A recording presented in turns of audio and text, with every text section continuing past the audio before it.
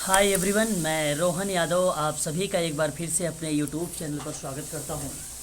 जैसा कि आप सभी लोगों को पता है कि मैं अपने यूट्यूब चैनल पर समाजकारी से संबंधित संपूर्ण जानकारी प्रोवाइड कराता हूं और मैंने NTA UGC net social work 2022 में जो एग्ज़ाम होने वाला है उससे संबंधित आप लोगों को यूट्यूब पर मैं तैयारी करवा रहा हूं और प्रतिदिन आप लोगों की 2 लाइव क्लासेस लेता हूं। एक क्लास आपकी चलती है शाम 6 से 7 पीएम और एक क्लास आपकी चलती है शाम 8 से 9 पीएम। आप सभी को बता दूं कि NTA UGC net social work से संबंधित संपूर्ण जानकारी आप लोगों को इस 2 क्लासों में प्रोवाइड किया जाता है।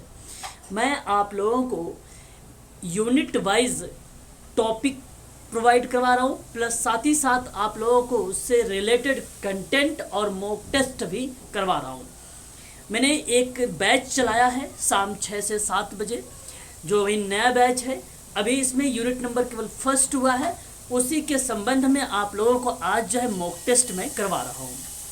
यदि आप लोग NTA UGC net social work 2022 का एग्ज़ाम देने जा रहे हैं, यदि आप समाजकार से संबंधित ऑनलाइन क्लास लेना चाहते हैं तो मात्र 1999 रुपये में आप जो है क्लास को परचेज कर सकते हैं।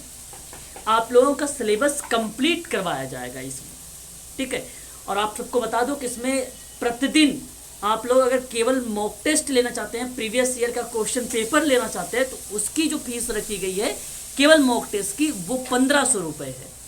लेकिन यदि आप 1999 का जो है कोर्स परचेज करेंगे तो इसमें मॉक टेस्ट भी रहेगा आपका, इसमें आपका जो है पीवाईक्यू भी शामिल किया जाएगा और इसमें जो शाम की 8 से 9 बजे की क्लास है ये भी आपको जो है दिया जाएगा। तो 1999 रुपये में आप लोगों को इतनी सारी चीज़ें दी जाएंगी। यूनिट वाइज पीडीएफ मिलेगा और यूनिट वाइज जो मॉक टेस्ट करवाया जाएगा उसको भी प्रोवाइड किया जाएगा और साथ ही साथ पीवाईक्यू यानी प्रीवियस ईयर का क्वेश्चन पेपर जो 2004 से लेकर 2021 तक जितने पेपर समाजकारी में हुए हैं उन सभी प्रश्नों पर हम लोग चर्चा पर चर्चा करेंगे। यदि आप अधिक जानकारी के लिए मुझसे संपर्क करना चाहते हैं तो मेरा नंबर है 8506031308 पर। व्हाट्सअप भी कर सकते हैं और कॉल के माध्यम से भी जानकारी आप प्राप्त कर सकते हैं। अभी हम स्टार्ट करने वाले हैं। ये यूनिट नंबर फर्स्ट का जो है कुछ महत्वपूर्ण प्रश्न है। इसमें से आप लोगों से हो सकता है कि एनटीए यूजीसी नेट आप लोगों से प्रश्न यहाँ से पूछ ले, तो मैं कुछ फैक्ट भी बताऊंगा, उस फैक्ट को भी नोट डाउन करना है। साथ ही साथ आप लोग इस वीडियो को अंत तक देखिएगा और बहुत ही ध्यान से देखिएगा। आप सभी लोग ध्यान दीजिए। प्रश्न नंबर 1 पर कह रहा है कि निम्नलिखित कथनों पर विचार कीजिए। पॉइंट ए है प्रत्येक वर्ष मार्च के तीसरे रविवार को विश्व विकलांग दिवस मनाया जाता है। क्या ये बात सही है? बताइए भाई, क्या ये बात सही लग रही है आप लोगों को? नहीं सर, क्यों? नहीं। पहले मनाया जाता था। ये सब मनाया जाता है। हाँ, पहले जो है ना सन 1983 की बात कर रहे हैं, उधर उससे पीछे की। तो आप लोगों को बता दूं ये दिव्यांगता दिवस जो है मार्च के तीसरे रविवार को मनाया जाता था, विश्व विकलांगता दिवस। और ये सही है आपका, ये गलत नहीं है। ये अब आप लोग अगर बात होती है ना तो आप लोग क्या बताते हैं? बताइए अब क्या, अब कब मनाया जाता है? बताइए, आप लोग बोल नहीं रहे हो। दिसंबर को। कितनी दिसंबर? 3 दिसंबर। हाँ, 3 दिसंबर को मनाया जाता है अब, ये है ना। तो याद रखिएगा, ध्यान दीजिएगा, प्रत्येक वर्ष मार्च के तीसरे रविवार को विश्व विकलांग दिवस मनाया जाता था। ये बात अगर मैं करूं आप लोगों से तो सन 1992 से पहले की बातें ये देखने को मैं मिली थी, ठीक है। तो 1992 से संयुक्त राष्ट्र के द्वारा अंतर्राष्ट्रीय रीति रिवाज के जो है प्रचारित के रूप में ये बेसिकली 3 दिसंबर को मनाया जाता है विश्व विकलांगता दिवस। विश्व विकलांग दिवस के उपलक्ष्य में एक दिव्यांग जनों का अंतर्राष्ट्रीय वर्ष है वह वर्ष है 1981। याद हुआ? 2 पॉइंट बताया अभी तक। एक पॉइंट आपको बताया है कि अंतर्राष्ट्रीय वर्ष दिव्यांगजनों का 1981 घोषित किया गया है। दूसरी बातें मैंने आप लोगों से बताया है कि 1992 से पहले की जो मैं क्रिया प्रतिक्रिया बता रहा हूँ वो बता रहा हूँ कि वर्ष मार्च के तीसरे रविवार को मनाया जाता है और 3 दिसंबर को अंतर्राष्ट्रीय स्तर पर दिव्यांग व्यक्तियों का अंतर्राष्ट्रीय दिवस मनाने की शुरुआत कर दी गई थी और ये शुरुआत हुई थी 1992 से। ठीक है, यहाँ से 3 फैक्ट याद हुए आप लोगों को? बता दीजिए एक बार, नहीं फिर दोबारा से रिपीट कर देता हूं मैं। बोल दीजिए जी। ठीक है, फिर थोड़ा सा जी सर। ओके, चलिए दूसरी बात करते हैं इसी का। थोड़ा सा एक्टिव हो जाइए आप सभी लोग, है ना? ठीक है, चलिए दूसरा यहाँ पे बात करते हैं दूसरी पॉइंट के बारे में। चलिए, दूसरी पॉइंट हमारे सामने ये है कि वृद्धा पेंशन योजना भारत में सर्वप्रथम मध्य प्रदेश राज्य से चलाई गई है। बताइए पूजा जी। सही है सर। नहीं भाई, सही है सर। गलत। वृद्धा पेंशन तो सर एमपी से ही तो है। उत्तर प्रदेश राज्य से वर्ष 1957 से चलाया गया है। नहीं सर, 1995 से शायद है एमपी में। भाई मैं 1957 बता रहा हूँ आपको, भारत में सर्वप्रथम की बात कर रहा हूँ आपको। 1957 यूपी का बता रहा हूँ, इसको आप ध्यान दीजिए। ठीक है, वृद्ध पेंशन योजना भारत में सर्वप्रथम उत्तर प्रदेश राज्य में वर्ष 1957 में चलाई गई थी। याद रखेंगे आप लोग इसको। ठीक है, 1995 अगर आपको पता है तो ठीक, कोई बात नहीं। उसके बाद से बहुत सारी योजनाएं आई हैं, बहुत सारे। वृद्ध पेंशन के सबसे पहला 1957 की बात मैं कर रहा था आपको, बहुत पुराने। पहला प्रश्न पर ध्यान दीजिए। गलत हुआ सही हुआ? बताइए। गलत जवाब। गलत हुआ। हाँ, अब बताइए, केवल पहला वाला सही होगा, ऑप्शन नंबर ए। चलिए, बहुत बढ़िया। ये प्रश्न काफ़ी कंफ्यूज करता, लेकिन मैंने आप लोग अच्छे से बता भी दिया फैक्ट को लेकर। निम्नलिखित कथनों पर विचार कीजिए। भारतीय कृत्रिम अंग निर्माण निगम कानपुर में है, आर्टिफिशियल बनता है जहां पे। बताइए जरा वो कहां पे है? कृत्रिम। नॉट श्योर, हमें लगता है नहीं है। अच्छा, आपको लगता है नहीं है। ओके, चलो। और भी लोग अपने विचारों को व्यक्त करें। नहीं पता है तो मैं आपको बता दूं कि ये भारतीय कृत्रिम अंग निर्माण निगम कानपुर में स्थित है। ये राइट है आपका। आर्टिफिशियल अंग है ये जहाँ पे बनाए जाते हैं, ये कानपुर में बनाए जाते हैं। ये सत्य है, इसमें कोई दो राय नहीं है। ठीक है, आगे बात करते हैं। अलियावर जंग राष्ट्रीय श्रवण विकलांग संस्थान मुंबई में है। सही है, सही हाँ, है। कब ये स्थापित किया गया था? स्थापित कब किया गया? 19 जिस समय भारत वर्ल्ड कप जीता था भाई, 1983। भूल जाते हो, मैं बताता भी हूँ। सबसे पहली बार 1983 में इसकी स्थापना की गई थी। ऑप्शन नंबर सी करेक्ट होगा यहाँ पे, है ना? दूसरे का ऑप्शन सी करेक्ट माना जाएगा। जरा इसको मैच करिए आप लोग। दिव्यांगों के लिए यूनिसेफ सहायता और मानसिक स्वास्थ्य अधिनियम और जिला पुनर्वास केंद्र, विकलांगों के लिए राष्ट्रीय शिक्षा कार्यक्रम। बताइए। अच्छा जी, यहाँ पे डी का जवाब आप सभी लोगों का आ रहा है। चलिए मैच करके देखते हैं हम लोग कि क्या इसका आएगा। अगर मैं मानसिक स्वास्थ्य अधिनियम की बात करता हूँ तो आपको ये तो पता ही होगा कि भाई डी का दूसरा मैच होगा, और डी का दूसरा में केवल डी वाला ऑप्शन आ रहा है। चलो कोई नहीं, देखते हैं। दिव्यांगों के लिए राष्ट्रीय एकीकृत शिक्षा कार्यक्रम की बात करते हैं। हाँ, ये 1974 की बात होती है। एकीकृत मतलब इंटीग्रेटेड एजुकेशन प्रोग्राम जो है 1974 में स्टार्ट किया गया था। सही, जीन मार्क इटार के द्वारा। जिला पुनर्वास केंद्र है आपका, ये जिला पुनर्वास केंद्र की बात करेंगे तो जिला पुनर्वास मतलब डिस्ट्रिक्ट रिहेबिलिटेशन सेंटर है, उससे संबंध में प्लानिंग या योजना सन 1983 का आपका करेक्ट रहेगा। और दिव्यांगों के लिए यूनिसेफ सहायता की बात की गई है, यूनिसेफ सहायता की बात की गई है, ये आपका सन 1991 का सही माना जाएगा।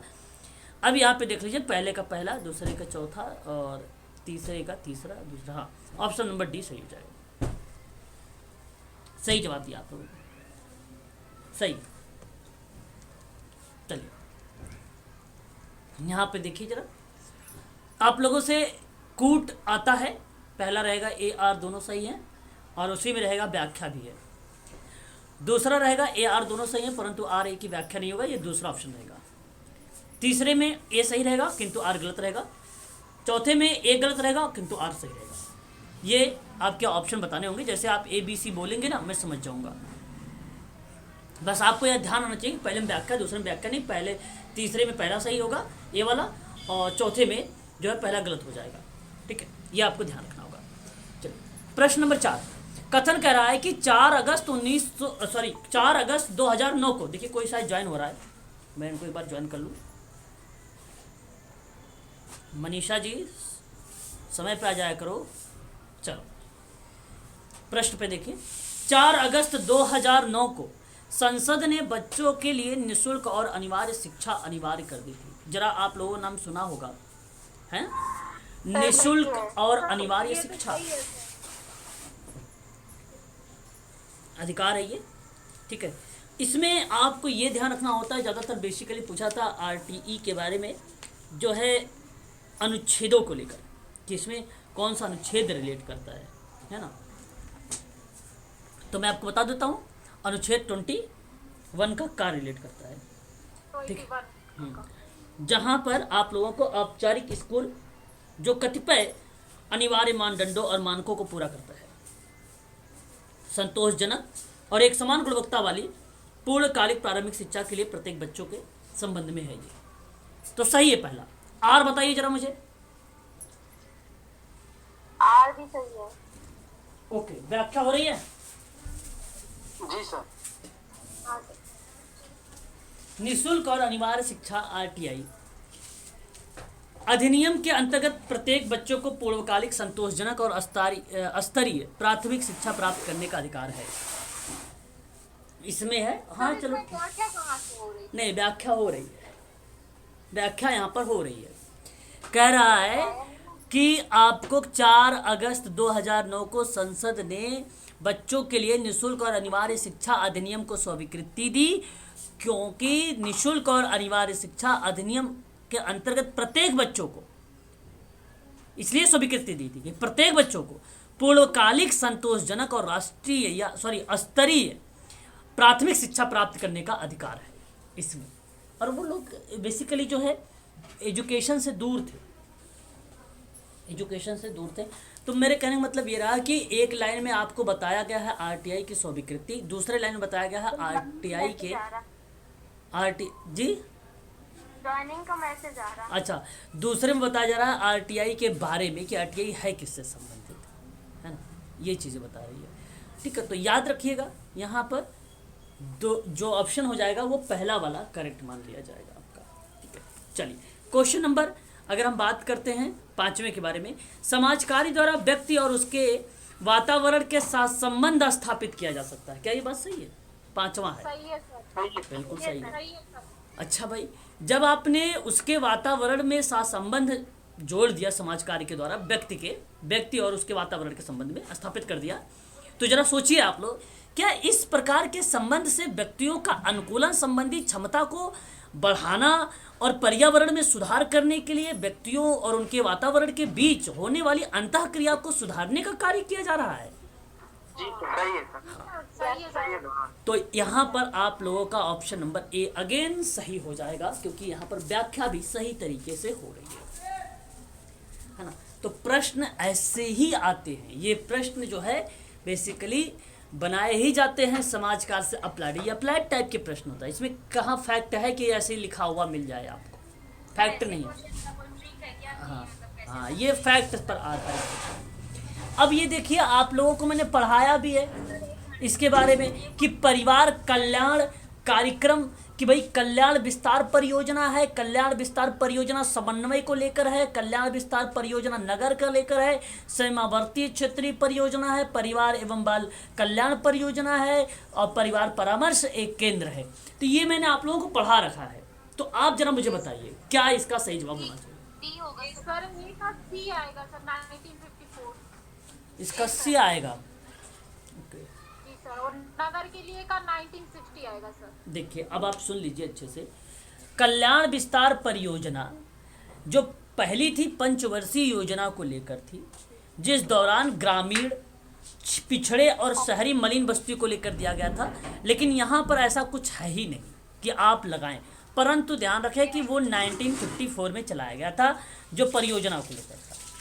जो कल्याण विस्तार परियोजना था समन्वय पद्धति की स्थापना को लेकर, हाँ ये आपको बता दूं कि कल्याण विस्तार परियोजना द्वितीय पंचवर्षीय योजना के अंतर्गत सामुदायिक विकास के अंतर्गत आया था, इसलिए यह 1954 लगा लीजिए। अच्छा, आगे अगर हम बात करते हैं कल्याण विस्तार परियोजना के बारे में और बातें, तो कल्याण विस्तार परियोजना जो है नगर के लेकर बात की गई थी। तो नगर के लिए अगर हम बात करते हैं तो उसमें 1960 में किया गया था, जहां पे शहर और मलिन बस्तियों, महिलाओं तथा बच्चों के लिए बालवाड़ी, शिल्पकारी, सामाजिक शिक्षा, है ना, और महिलाओं के लिए प्रसूति सेवाओं, मनोरंजन संबंधी सेवाएं प्रदान की जाती थी। ये नगर के लिए थी, और ये जो था 1960 का था। ये कब का था? 1960 का था। हाँ ठीक। परिवार एवं बाल कल्याण की बात करते हैं तो परिवार एवं बाल कल्याण परियोजना जो था, इसका शुरुआत 1967 में हुआ था, अगर आप बात करें तो यहाँ पर। और ये बेसिकली किससे संबंधित था? ग्रामीण क्षेत्रों में परिवार और बाल कल्याण सेवाएं उपलब्ध कराती थी। इसमें परिवार को एक मौलिक संस्था के रूप में स्वीकार करने की सहायता प्रदान की जाती थी। तो अब ऑप्शन में आपका ये मिल जाता है 1967 सही हो जाएगा। स्वैच्छिक कार्यवाही ब्यूरो या परिवार परामर्श केंद्र की बात करें तो इस परियोजना का प्रारंभ जो है 1982 में हुआ था। और मैं आपको बता दूं, ये बेसिकली केंद्रीय समाज कल्याण परिषद सही देशों के राज्यों में और संघ शासित प्रदेशों में स्थित समाज कल्याण सलाहकार परिषदों के मुख्यालय में ऐच्छिक कार्यवाही ब्यूरो के द्वारा ये एक्टिविटी चलाई गई थी। एक प्रकार से जो है इसकी समन्वय या अनुश्रवण करना या प्राधिकरण मतलब अथॉरिटी की जो भूमिका है, ये सारी क्रियाविधि किसके अंतर्गत आती थी? परिवार परामर्श केंद्र के अंतर्गत। जन जागरूकता के द्वारा महिलाओं पर होने वाले अत्याचारों का रोकथाम करना है, किसके अंतर्गत आती थी? ये परिवार परामर्श केंद्र के अकॉर्डिंग आती थी। अध्ययन का अनुसंधान करना किसके अकॉर्डिंग होती थी? परिवार परामर्श केंद्र के द्वारा होती थी, है ना। क्लियर हुआ? यस सर, कोई ऑप्शन नहीं रहा है हैं सर, ए ऑप्शन नहीं मिल रहा है, सी का नहीं मिल रहा आपको। अच्छा जी, ऐसा कर लीजिए, किसी में नहीं मिल रहा ना तो ऑप्शन गलत आ गया है। हाँ सर, ये वाला जो पहले का 3 कर लीजिए, बी का 1 कर लीजिए, सी का 4 कर लीजिए, डी का 2 कर लीजिए। ये किसी से मैच नहीं कर रहा है भाई, ये सही है। शायद जो फर्स्ट ऑप्शन है ना, ये शायद मिसप्रिंट हो गया सर। 3 1 डी वाला 4, हाँ हो सकता है, हो सकता है, हो सकता है, चलो हो सकता है। चलो बहुत बढ़िया भाई, ऐसे एक्टिव रहिए, किसी ऑप्शन से नहीं। ऑप्शन नंबर आपका ये वाला सही हो जाएगा जो मैंने अभी बताया आपको। चलिए अब देखिए, एक प्रश्न और आने वाले हैं, याद है आपको, पता होना चाहिए, ठीक है। चलो क्वेश्चन नंबर 7 देखिए। कथन: सामाजिक नीतियों का स्रोत किसी देश का संविधान होता है। साथ ही कुछ ऐसे कानून जो मानव और सामाजिक विकास की संरचना करते हैं। क्या इस बात से सहमत हैं आप कि ऐसा होता है? अच्छा जी, सामाजिक नीतियों का जो स्रोत होता है किसी देश का संविधान होता है, ये बात सत्य है, इसमें कोई दो राय नहीं भाई, ये सही है सामाजिक नीति के संबंध में, है ना। अगर हम बात करते हैं सामाजिक नीति के संबंध के साथ साथ, तो फिर कहता है कि मानव और सामाजिक विकास की संरचना भी बढ़ती है, और ये सत्य है। मैं आपको बता दूं, सर्वेंट्स ऑफ इंडिया सोसाइटी के जो संस्थापक थे गोपाल कृष्ण गोखले ने साफ शब्दों में कहा है सामाजिक नीति को लेकर कि सामाजिक नीति एक साधन है जिसके माध्यम से आकांक्षाओं और प्रेरणाओं को इस प्रकार विकसित किया जाए कि सभी के कल्याण में वृद्धि हो।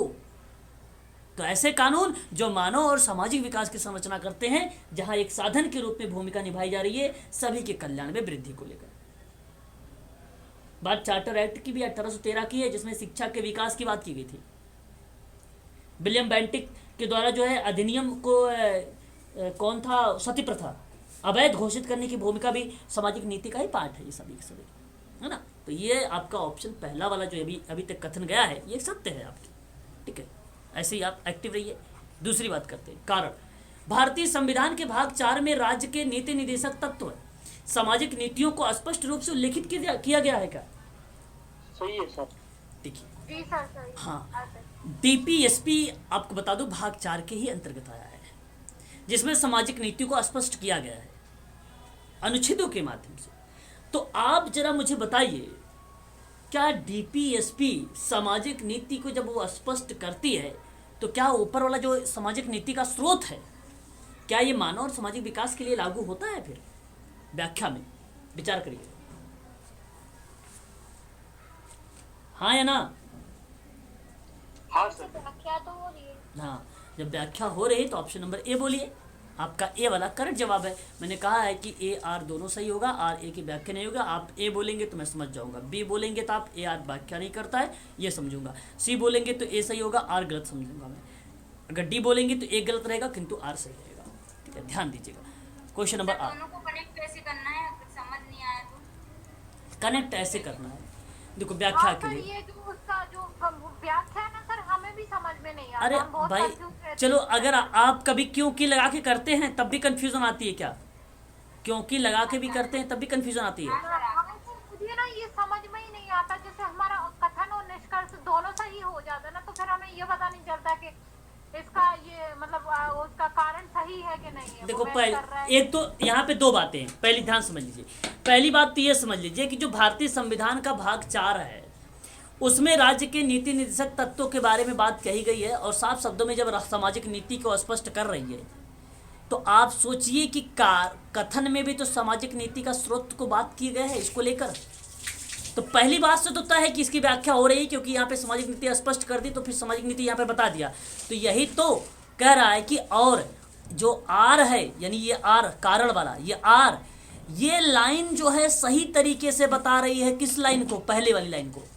तो हो गया व्याख्या, आर ए की सही व्याख्या कर दिया, आर ए। ये एक तरीका है। दूसरा तरीका ये है कि क्योंकि लगाइए और यदि फिट सेंटेंस बैठता है तो व्याख्या हो रही है अच्छे से, है ना। इसके पढ़ने के बाद, कथन पढ़ने के बाद क्योंकि बोलिए, और क्योंकि बोलकर फिर आर को पढ़िए, और जब स्टेटमेंट सही बैठता है तो वहाँ पर आपकी व्याख्या होने तय हो जाती है, ठीक है। ये दूसरा ट्रिक था। चलो अभी और क्वेश्चन है, करें आप लोग, अभी समझ में आएगा आपको। और क्वेश्चन नंबर 8, कथन कहता है कि भारतीय राजनीति में गांधी जी के आगमन के बाद समाज सुधार से संबंधित अनेक कार्य हुए थे। अब जरा आप लोग समझिए और विचार करिए और बताइए फिर कि भारतीय राजनीति में गांधी जी के आगमन के बाद समाज सुधार के संबंध में अनेक कार्य हुए हैं कि नहीं हुए हैं? हुए हैं। हुए हैं। सही है सर। तो आप इस बात को कह रहे हो सही है, तो फिर चलो ठीक है, कथन सही मान लेते हैं। अब देखिए कारण, मोदी जो आया था वो सबका कल्याण भी कर रहा था। अब देख तो लीजिए, बस सुन तो लीजिए। गांधी जी कहे कि प्रत्येक व्यक्ति का सुधार चाहते थे। ये देखो, बात की बात नहीं चल रही है यहाँ पे, समाज सुधार के संबंध में अनेक कार्य तो हुए, लेकिन वो बात नहीं चली, बात केवल गांधी जी को लेकर चल रही है। गांधी जी प्रत्येक व्यक्ति का सुधार चाहते थे, इसलिए उन्हें सर्वोदय की अवधारणा प्रस्तुत करनी पड़ी। और सर्वोदय का मतलब क्या था? सबका विकास, सबका कल्याण। तो आप जरा मुझे बताइए, क्या गांधी जी जो सबका विकास, सबका कल्याण की बात अवधारणा दिया है, क्या इस अवधारणा से संबंध में कुछ बातें आपको कथन से रिलेट हो रही है, हाँ या ना में बताइएगा। देखिए, नहीं सर, नहीं हो रही। वो पर्टिकुलर गांधी जी के बारे में हाँ, यहाँ पे भारतीय राजनीतिज्ञ थे गांधी जी। आगमन के बाद समाज सुधारक संबंध में बहुत कार्य हुए हैं, अनेक कार्य किए गए हैं। अब वह कार्य तो नीचे नहीं बताया गया। नीचे देखते हैं, गांधी जी ने कहा कि प्रत्येक व्यक्ति सुधार चाहते थे। गांधी जी ने कहा कि प्रत्येक व्यक्ति सुधार चाहते थे, इसलिए उन्होंने सर्वोदय का उदाहरण दिया, प्रस्तुत किया। भाई ठीक है, अच्छी बात है, आपने दे दिया।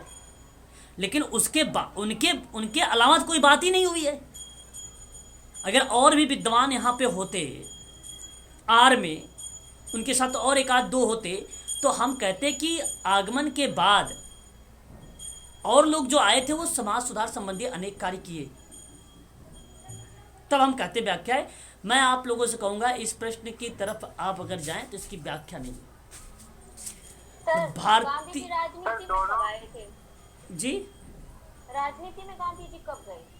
भाई राजनीति में वो तो थे ही है। सर वो तो जनता के वैसे मतलब बेसिकली काम करते थे, प्रतिनिधि के रूप में उनको अरे इकट्ठा करते तुम्हें थे। पता ही नहीं था लेकिन भाई। राजनीति में कहाँ गए? उनका कोई स्पेशल पद नहीं था, वो कुछ पद राजनेता नहीं थे वो आज अगर मैं आप लोगों से बात करूं, ये राजनीति, भारतीय राजनीति जो आपका शब्द है, इस शब्द में भारतीय राजनीति में महात्मा गांधी जी की मुख्य भूमिका रही है, सबसे अहम भूमिका।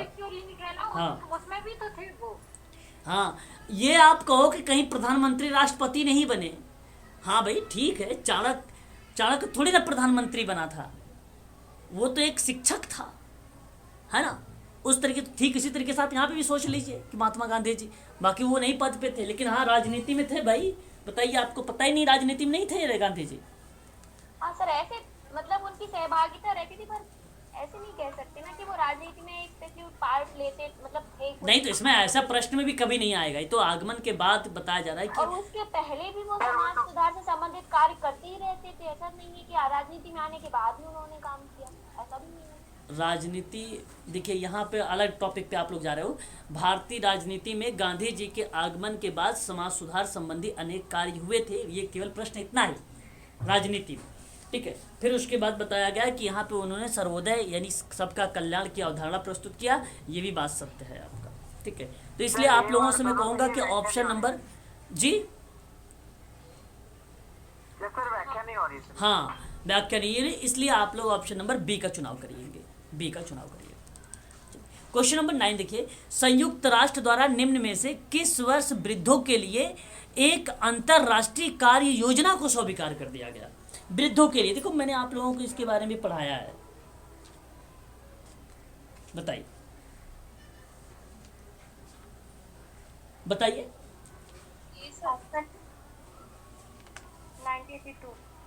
1982 हाँ सर 1982, ये जो शायद वियना में ठीक कुछ है। किया।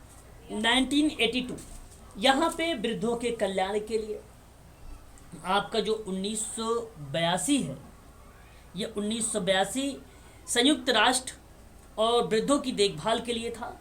वियना में विश्व वृद्ध सभा का आयोजन किया गया था और इस सभा में वृद्धों के लिए एक अंतर्राष्ट्रीय कार्य योजना को स्वीकार किया गया था। तो विश्व वृद्ध दिवस 1 अक्टूबर को प्रत्येक वर्ष मनाया जाने लगा और संयुक्त राष्ट्र महासभा द्वारा सन 1999 में अंतर्राष्ट्रीय वृद्ध वर्ष को घोषित कर दिया। सही जवाब दिया आप लोगों ने ऑप्शन नंबर ए, ऑप्शन नंबर ए, वर्ष 1999, याद रखेंगे इसको भी, 1 अक्टूबर दिवस के रूप में इसको भी याद रखेंगे।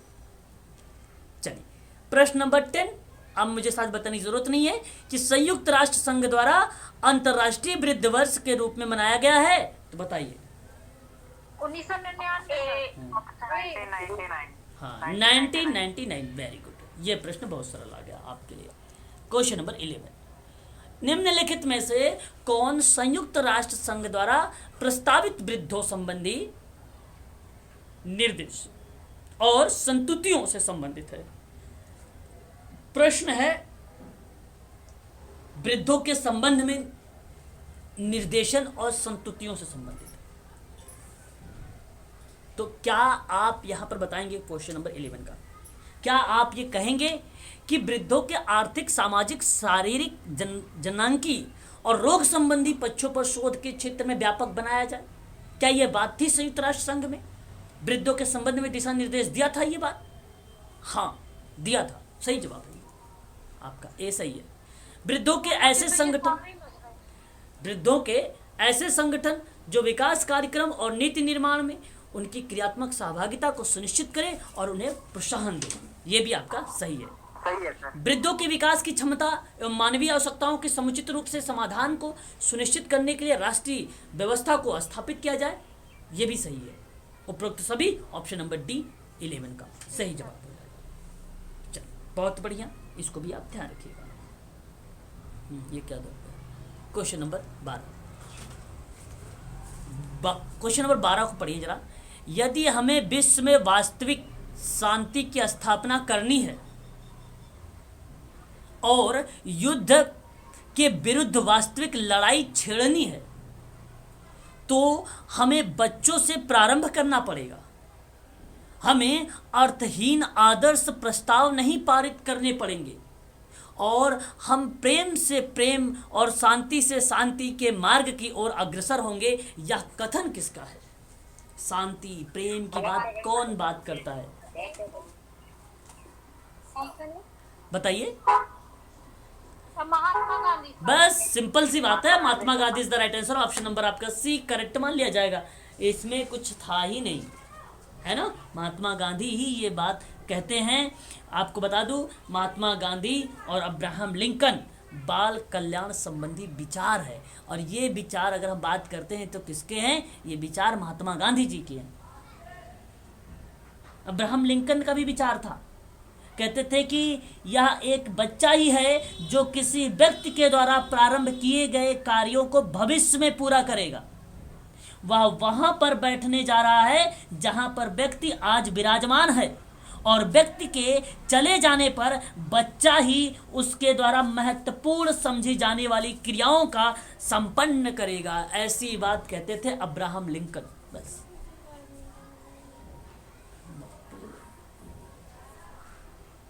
ठीक है। तो दो बातें आपको ध्यान रखनी है। क्लियर हो रहा है या नहीं हो रहा है बताते रहिएगा आप लोग। हो रहा है सर। चलो बात करते हैं क्वेश्चन नंबर 13 पर। सामाजिक नीति एक साधन है भाई। लो, मैंने शायद इसके बारे में बोला भी है, जिसके द्वारा आकांक्षाओं और प्रेरणाओं को हम इस प्रकार विकसित करते हैं कि सभी के कल्याण की वृद्धि हो सके। बताइए जरा भाई, ये मैंने पढ़ा चुका, अभी बताया। Very good. देखिए, किसी महान भाव का महात्मा गांधी आ रहे हैं भाई। कहाँ जा रहे हो? मैंने गोपाल कृष्ण गोखले शुरुआत में बोला था, ऑप्शन नंबर डी करेक्ट है। शाबाश, है ना। अभी मैंने बोला भी है शुरुआत में, इसलिए मैं कहता हूँ सुना भी करो कुछ बातें, है ना। क्वेश्चन नंबर 14 देखिए। भारत सरकार ने समाज कल्याण के क्षेत्र में स्वयंसेवी संगठनों के प्रयासों को प्रोत्साहित करने तथा सुदृढ़ बनाने की दृष्टि से केंद्रीय समाज कल्याण बोर्ड की स्थापना की और इसकी स्थापना निम्नलिखित में से किस वर्ष की गई थी? शाबाश, वेरी गुड।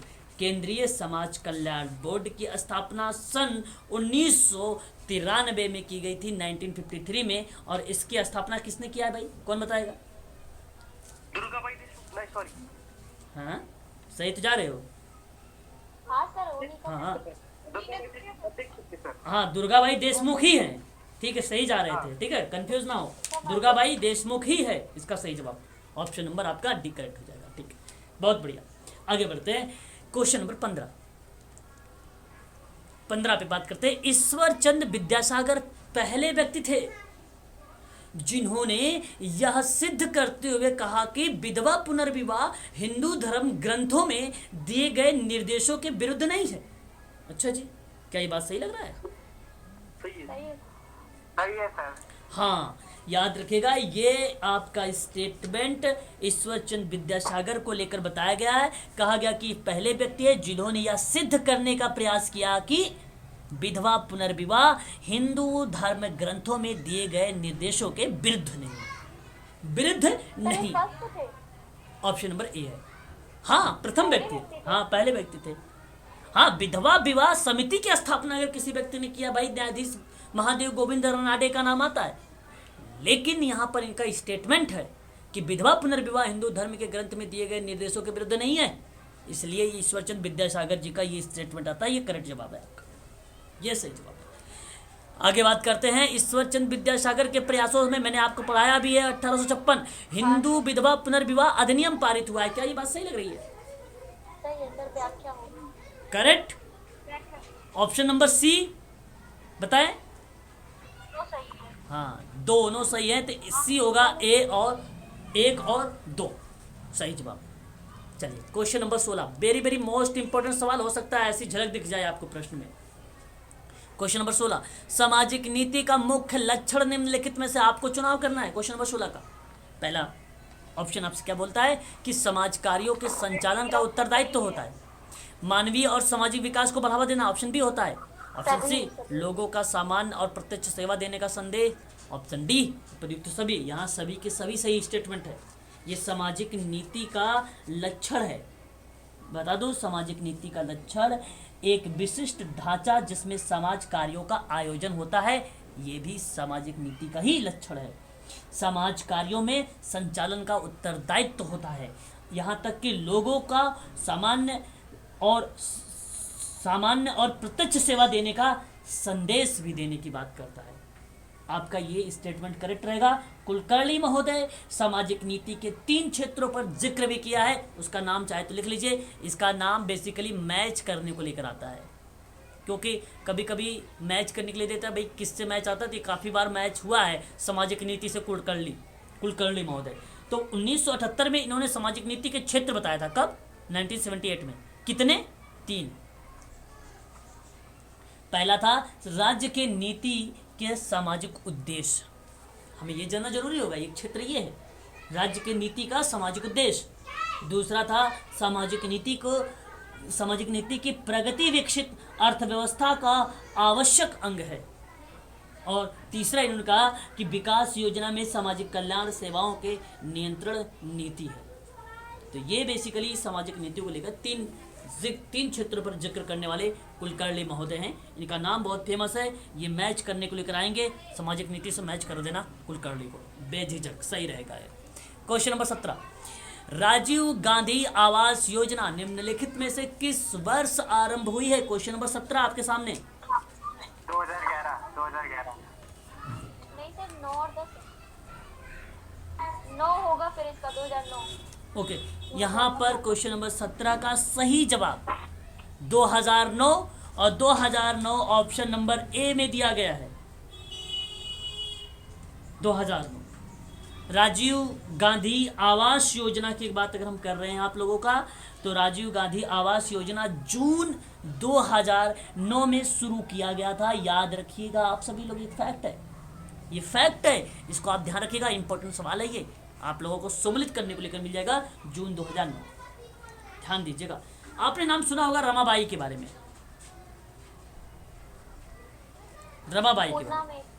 रमाबाई ने 1982 में महिलाओं की स्थिति में सुधार करने के लिए एक आर्य महिला समाज की स्थापना की थी।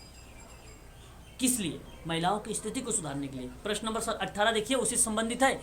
रमाबाई ने महिलाओं की स्थिति में सुधार करने के लिए आर्य महिला समाज की स्थापना की है, और आप बताइए जरा कब किया है? हाँ, 1882, ऑप्शन बी।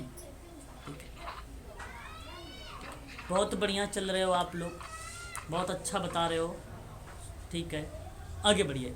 क्वेश्चन नंबर 19, सामाजिक नीति लोगों के कल्याण में सुधार करने के उद्देश्य से निर्धारित सरकार के कार्यों के संकलन का प्रतिनिधित्व करती है, या कथन किसका? देखिए, सामाजिक नीति में मार्शल का, सामाजिक नीति में आप लोगों से प्रश्न बनाया गया है यहाँ पे, उसके परिभाषा को लेकर आप टेंशन ना लेंगे। सामाजिक नीति की जब भी स्टेटमेंट आएगा तो मैं आप लोगों को बताऊंगा भी। मार्शल मैडम कहते हैं सामाजिक नीति नागरिकों की सेवाओं और आमदनी प्रदान करने के द्वारा उनके कल्याण पर प्रत्यक्ष प्रभाव डालने वाले कार्यों की सरकारी नीति का द्योतक होता है। ये बात मार्शल कहते हैं। बचते हैं प्रोफेसर टिटमस और डेविड गिल। डेविड गिल क्या कहते हैं? डेविड गिल कहते हैं कि सामाजिक नीतियां किसी समाज में जीवन का समग्र गुणवत्ता को, डेविड गिल कहते हैं कि उन समाज में व्यक्तियों के समूहों की स्थिति की ओर ले जाता है। तो ये कहते हैं सामाजिक नीति में डेविड गिल क्या कहते हैं? यहाँ पे अगर हम बात करते हैं, जिनका कहना ये भी है कि व्यक्तियों, समूहों और कुल मिलाकर समाज के अंतर सामाजिक संबंधों का स्वरूप, ये डेविड गिल कहते हैं। बचा ऑप्शन आपका ए। तो सामाजिक नीति लोगों के कल्याण में सुधार के उद्देश्य को निर्धारित करने, सरकार के कार्यों में संकल्प प्रतिनिधित्व, तो option number A professor Titmuss correct जवाब आपका यही रहेगा। बाकी कुलकर्णी के बारे में बता चुका हूं, 3 क्षेत्र याद रखिएगा। मार्शल के बारे में अभी भी मैंने बताया आप लोगों को, उसके ध्यान रखिएगा। डेविड गिल याद रहे, तो सामाजिक नीति के परिभाषा भी कॉन्सेप्ट भी क्लियर हो जाता है। बाकी कोई नहीं, सामाजिक नीति है आपका शायद यूनिट 6 या 7 में है, तो चलने वाली है शाम की क्लास में, वो हो जाएगा आपका, है ना, टेंशन ना ले। सामाजिक नीति वांछित उद्देश्यों की प्राप्ति हेतु समझबूझ कर की गई क्रिया को बताइए कौन कहा है। देखिए डेविड गिल पता है, कुलकर्णी पता है, मार्शल में मैंने ये सारी ये बोला है, नहीं बोला ना, मैंने तो ये तो बोला ही नहीं। सामाजिक वांछित उद्देश्यों की प्राप्ति को समझबूझ कर की गई क्रिया को बोला जाता है सामाजिक नीति, वो ईडन कहने कहता है। हाँ, ऑप्शन नंबर आपका ए करेक्ट हो जाएगा, 20 का आपका ए। अच्छा, कुलकर्णी महोदय ने फिर क्या बोला था? कुलकर्णी की परिभाषा देखिए, यहाँ पे मैं आपको बता देता हूँ, ईडन के बारे में आप समझ लीजिए। इन्होंने कहा है, ईडन ने, कि शासन द्वारा अपनाई गई कार्यवाही, नोट कर लीजिए, यहाँ पे ईडन नहीं होंगे, ठीक है। ईडन का स्टेटमेंट क्या हो जाएगा, आप नोट कर लीजिए। ईडन का स्टेटमेंट क्या हो जाएगा कि शासन द्वारा, किसके द्वारा? शासन द्वारा अपनाई गई कार्यवाही शामिल है। देखिए मैं अभी जल्द ही करवाने वाला हूँ यूनिट नंबर 7, तो उसमें आपको जब मैं ये सब बताऊंगा तो आपको पता होना चाहिए, है ना, ईडन का नाम आएगा, है ना, याद रखिएगा। और जो ये कुलकर्णी महोदय हैं, कुलकर्णी महोदय सामाजिक नीति वांछित उद्देश्यों की प्राप्ति हेतु समझबूझ कर की गई क्रिया को बोलते हैं। दूसरे शब्दों में अगर मैं कहूँ तो जो व्यवहारिक है, वह नीति जो नियमों पर आधारित है, जो सैद्धांतिक है, वही आपको क्या बताया जा रहा है, सामाजिक नीति। ये कुलकर्णी महोदय कहते हैं। तो ये परिभाषा कुलकर्णी की है, याद रखिएगा, है ना। बताइए समझ में आ गया आप लोगों को? हाँ, चलो क्वेश्चन नंबर 21 देख लीजिए। एक बात हम 21 पे जिक्र कर लेते हैं।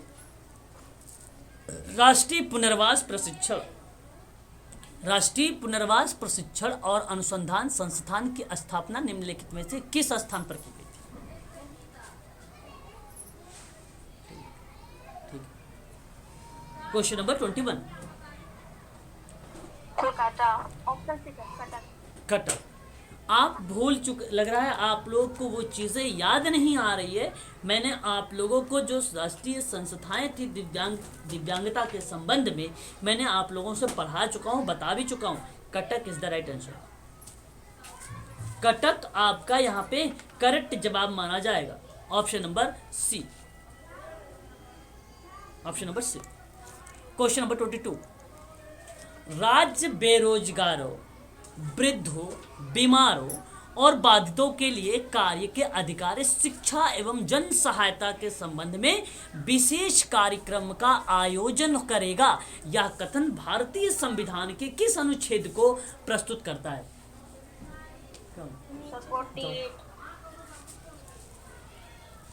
ओके,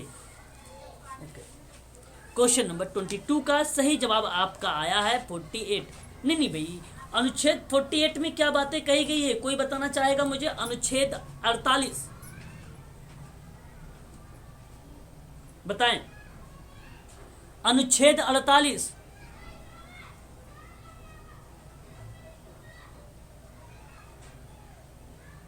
नहीं बता रहे हो भाई?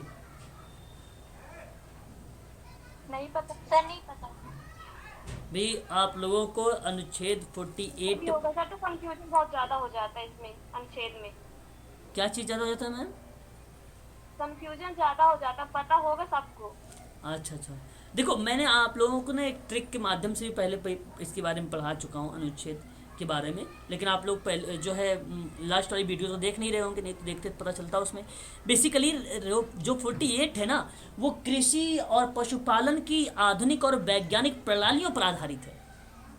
बीमार व्यक्ति वगैरह से अगर हम बात करें, यहाँ पर कोई बाधित व्यक्ति वगैरह से, इससे संबंधित नहीं है ये अनुच्छेद 48। किसी बच्चे ने बोला इसलिए मैंने बताना पड़ रहा 48 के बारे में, है ना, तो उससे संबंधित नहीं है। बस समझ में आ रही है, नहीं समझ में आ रही है? अगर हम बात करते हैं अनुच्छेद नंबर 41 के बारे में, किसके बारे में? 41 के बारे में। तो शायद आप लोगों का यहाँ पर दिमाग पे क्लिक कर रहा होगा बात कि राज्य अपनी आर्थिक समर्थन और विकास की सीमाओं के भीतर काम पाने के, शिक्षा पाने के, बेरोजगारी, बुढ़ापा, बीमारी, निःशक्तता और अन्य अगर हम बात करते हैं अनहीनता या अभाव की दशा में लोक सहायता पाने के अधिकार को प्राप्त कराने हेतु उपबंध करने की बात की गई है अनुच्छेद नंबर 41 में। ध्यान रखिएगा, आर्थिक सामर्थ्य और विकास की सीमाओं के भीतर में काम पाने के, शिक्षा पाने के और बेगारी, बुढ़ापा, बीमारी, निःशक्तता की जब भी जिक्र आए तो तुरंत आप लगाना अनुच्छेद नंबर 41। अनुच्छेद नंबर 41 समझ में आया? Yes sir. जब अनुच्छेद 44 आए, किसका है? 44 आए, और 44 का एक ट्रिक है, समान नंबर लग रहा है, समान। तो आप ध्यान रखिएगा, यहां पर बात की गई है कि राष्ट्र भारत के पूरे क्षेत्र में नागरिकों के लिए एक समान नागरिक संहिता को लागू करने की बात करता है। जब 44 आए और कहीं पर दिख गया समान तो आप सीधा टिक मारिए, दिखेगा भी। 44 आएगा तो दिखेगा भी, ये श्योर है, गारंटी है, ये इसमें कोई दो राय नहीं है। बात करते हैं 49 के बारे में। मालूम है किसी को भाई ये 49 अनुच्छेद जो है वो किस चीज को बताता है? संसद द्वारा बनाई गई विधि द्वारा या उसके अधीन राष्ट्रीय महत्व वाले घोषित किए गए कलात्मक और ऐतिहासिक अभिरुचि वाले प्रत्येक संस्मारक स्थान, वस्तु, यथास्थिति, विरूपण, विनाश, व्यसन, निर्यात से आरक्षण करना राज्य की बाध्यता होगी। रक्षा करना है। और ये 1956 7वां संशोधन था जिसमें संसद द्वारा विधि द्वारा घोषित के स्थान पर प्रस्थापित किया गया था। ये था ऑप्शन नंबर आपका 22 का ए सही रहेगा। 23 देखिए, पहला कहता है राष्ट्रीय पुनर्वास प्रशिक्षण और अनुसंधान पुनर्वास हेतु आवश्यक मानव संसाधनों के विकास के लिए प्रशिक्षण कार्यक्रम चलाता है। क्या ये बात सही लग रही है? जी सर। बिल्कुल करेक्ट है, राइट जवाब। और ये बता दूं आपको, ये बेसिकली उन बच्चों के संबंध में है जो बच्चे अपने दैनिक जीवन के क्रियाकलापों में पीछे रह जाते हैं। और ये आपका स्पेशल चाइल्ड से संबंधित ऑप्शन आपका पहला वाला सत्य है। भारतीय कृत्रिम अंग निर्माण निगम द्वारा बाधितों के लिए उपचार और पुनर्वास में सहायता या सहायक कृत्रिम अंगों का निर्माण करता है। अभी मैंने बताया कानपुर में भी है। सही है। हाँ, दोनों के दोनों सही। ऑप्शन नंबर सी करेक्ट जवाब, very good. Question number 24, Bharat निम्नलिखित कथनों पर विचार करिए। कह रहा है निर्योग्यता का मतलब अक्षमता को, है ना। पुनर्वास के लिए राष्ट्रीय सूचना केंद्र स्थापित किया गया है। राष्ट्रीय सूचना केंद्र स्थापित किया गया है। तो आप बताएं क्या ये बात सही है? निर्योग्यता के लिए राष्ट्रीय सूचना केंद्र स्थापित किया गया है, ये सही है? यस सर, सही है। आप ध्यान दीजिएगा, आप सभी लोग, मैं आप सबको बता दूं कि ये बात सही है कि निर्योग्यता या अक्षमता और पुनर्वास के लिए राष्ट्रीय सूचना केंद्र की स्थापना हुई की गई। आपको ये भी ध्यान रखना होगा इसके परिप्रेक्ष्य में या इसके संबंध में जहां भारत सरकार द्वारा बाधितों के लिए अनेक सेवाएं और कार्यक्रम चलाए गए हैं। राष्ट्रीय अस्थि दिव्यांग संस्थान कलकत्ता में चलाया गया है, राष्ट्रीय दृष्टि दिव्यांग संस्थान देहरादून चलाया गया है, राष्ट्रीय मानसिक विकलांग संस्थान सिकंदराबाद में चलाया गया है, अलियावत जंग राष्ट्रीय श्रवण दिव्यांग संस्थान अभी मैंने बताया आप लोगों को मुंबई में चलाया गया था, है ना। इस चीज़ को भी आप लोग ध्यान रखिए। और आपको बता दो यहाँ पे करेक्ट जवाब हो जाएगा ये स्टेटमेंट आपका।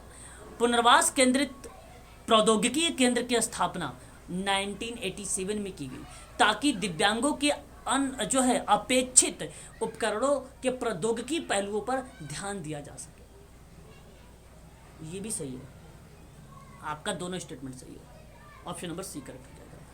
क्वेश्चन नंबर 25 देख लीजिए। भारतीय जनगणना में दिव्यांगता को निम्नलिखित वर्गों में विभाजित किया गया था, बताइए। सर पहले 7 सर। 7? अभी 21 है। आपने शायद कुछ और समझ लिया। यहाँ पे कहा गया है कि भारतीय जनगणना में दिव्यांगता के वर्गों में विभाजित किया गया। जनगणना में बात हो रही दोस्त, यहाँ पे पीडब्ल्यूडी एक्ट के अकॉर्डिंग दिव्यांगता के प्रकार नहीं पूछे जा रहे हैं कि 7 है ना। वो पीडब्ल्यूडी अकॉर्डिंग बताया गया 7 है, और आरपीडब्ल्यूडी के अकॉर्डिंग कितना बताया गया था 21 है ना। जी सर। हाँ, तो यहाँ पर जनगणना के अकॉर्डिंग बताया गया है, तो ये आपको 6 है। अब बता दूं आपको 6 border line, mild, moderate, severe, profound. एक और होता है कोई 5 यहाँ पे हो रहा है भारतीय जनगणना के अकॉर्डिंग। अच्छा, इसको मैं आप लोगों को लिखवा दूंगा, कहीं मिस्टेक हो रहा है, ठीक है ना। जी सर। ठीक है, इसको बता दूंगा, लेकिन आप यहाँ पे 5 आप याद रख सकते हैं, जो इसके आईक्यू लेवल के अकॉर्डिंग जो है डिवाइड किया गया था जिस समय। 6 इसने बताया, आई थिंक 5 होने चाहिए मेरे हिसाब से, 5 ही होते हैं, 6 भी नहीं। मैं क्लियर करके बता दूंगा आप लोगों को, ठीक है ना। सेकंड वाले क्वेश्चन में देखिए 3 तो यही दिए हैं। सेकंड वाले क्वेश्चन में हाँ सर, ये देखने होगी निम्नलिखित कौन सा भारतीय जनगणना के अनुसार दिव्यांगता के अंतर्गत आता है। भारतीय जनगणना के प्रश्न देखो गलत है, ऐसे कोई प्रश्न बनता ही नहीं, पहली बात गलत बना दिया है। अगर ऐसे भी कह रहे हो कि दिव्यांगता के अंतर्गत आता है, तो इसमें तो अगर मैं बात करूं आप लोगों से तो फिर तो 7 लगाओ। यहाँ पे मैं आपको बता दूं एक चीज़, आप नोट कर लीजिए, इस प्रश्न नंबर 25 और 26 को ध्यान में रखते, प्रश्न को ध्यान सुन लीजिए। 25 भारतीय जनगणना में ऐसा कुछ भी नहीं। ये बेसिकली अगर आपसे प्रश्न पूछता तो आपको प्रश्न ये पूछना चाहिए था कि दिव्यांग जन अधिनियम 1995 के अनुसार दिव्यांगता का वर्गीकरण कितना है, या दिव्यांगता को कितने वर्गों में डिवाइड किया गया, ये प्रश्न बनता है। भारतीय जनगणना में ऐसे कोई ऐसा प्रश्न नहीं बनाया जाता है, किसी के अकॉर्डिंग बनाया जाता है, किसी का स्टेटमेंट बनाया जाता है ना। यहाँ पे अगर हम बात करें, ये प्रश्न में अगला आप ध्यान रखें कि जो हाँ, ये ध्यान रखिए कि वर्ग है, ये क्लासिफिकेशन है, ये बात ध्यान रखिएगा आप लोग। आप डाल लीजिए डिसेबिलिटी क्लासिफिकेशन, आपको मिल जाएंगी ये border line, mild, moderate, severe, profound Google पे, ठीक है। ये क्लासिफिकेशन है, वर्गीकरण है, ये वर्गों में विभाजित किया गया है इतने टाइप में, ये आपको मिलेंगे। लेकिन यहाँ पे टाइप ऑफ डिसेबिलिटी नहीं पूछी जा रही है। टाइप ऑफ डिसेबिलिटी पीडब्ल्यूडी आप 7 याद रखिए, पहले था ये, और ये भी 1995 याद रखिएगा, और आरपीडब्ल्यूडी 2016 को याद रखिएगा, और 21 टाइप की डिसेबिलिटी याद रखिएगा, ये भी ध्यान रखिएगा। Right to person with disability, disability याद रखिएगा। यहाँ पर इन्होंने दे दिया है ऑप्शन नंबर, यहाँ पे भारतीय जनगणना के अकॉर्डिंग दिव्यांगता के अंतर्गत, वैसे आप समझ रहे हैं, लेकिन मैंने ये भी स्टेटमेंट समझा दिया है, तो ठीक है, ऑप्शन नंबर डी को लगा लीजिए। परंतु प्रश्न में जो वास्तविकता होती है वही आता है, लेकिन यहाँ पे ऐसा कोई प्रश्न बनाने का तुक्का नहीं बनता। ये भारतीय जनगणना रखा है ना, जनगणना से कोई ऐसा कोई सवाल ही नहीं बनता। चलिए क्वेश्चन नंबर 27 देख लीजिए। 25 का आंसर क्या है? 25 का आंसर में अगर आप यहाँ पे 26 के हिसाब से चलेंगे तो डी होगा। 26 अगर हिसाब से प्रश्न चलेंगे तो डी होगा, और अगर आप 25 में जनगणना के दिव्यांगता का क्लासिफिकेशन के अनुसार चलेंगे, इसके प्रश्न के अनुसार चलेंगे, जो प्रश्न लिखा हुआ है, तो आपका बी वाला सही रहेगा, फिर आपका बी वाला सही रहेगा। 5 टाइप के होते हैं, border line, mild, moderate, severe, profound, ठीक है, याद रखिए। बॉर्डर लाइन आपको बता दो, आपका 50 से 70 होगा, माइल्ड 35 से 50 होगा, मॉडरेट 20 से 35 होगा, सीवियर 35 से 50, 20 से 35, ठीक है। ये हो, एक मिनट फिर से देखिए सही नहीं आ रहा, यहाँ पे देखिए, प्रोफाउंड 20 से नीचे होता है, सीवियर 20 से 35 होगा, और सीवियर के बाद मॉडरेट 35 से 50 होगा, माइल्ड 50 से 70 होगा, बॉर्डर लाइन 70 से 90 होगा, 90 से 110 नॉर्मल होगा, ठीक है। ये सही है, इसको करेक्ट कर लीजिए, ठीक है, ये वाला क्वेश्चन, ठीक है। चलिए क्वेश्चन नंबर 27 देख लीजिए। बताइए, अनुसूचित जाति अनुसूचित जनजाति अत्याचार निवारण अधिनियम है, भाई ये 1982 अनुसूचित, एक मिनट, अनुसूचित जाति अनुसूचित जनजाति, अनुसूचित जाति और अनुसूचित जनजाति अत्याचार निवारण अधिनियम